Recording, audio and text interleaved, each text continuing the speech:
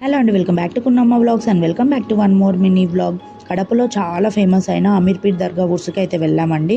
So నా పెళ్ళైన 5 ఇయర్స్లో ఫస్ట్ టైం మా ఆయన చేపట్టుకొని అయితే ఉర్సుకి వెళ్ళాను. చాలా హ్యాపీగా అనమాట. అండ్ నేను ఉర్సుకి వెళ్ళగానే ఫస్ట్ స్టోన్ స్లిప్పర్స్ దగ్గరికి అయితే వెళ్తానండి.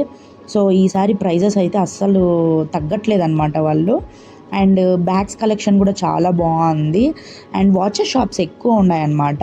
అండ్ క్రౌడ్ చాలా హెవీ ఉందండి. నా ఫేసెస్ చూస్తే మీకు అర్థమవుతుంది కదా.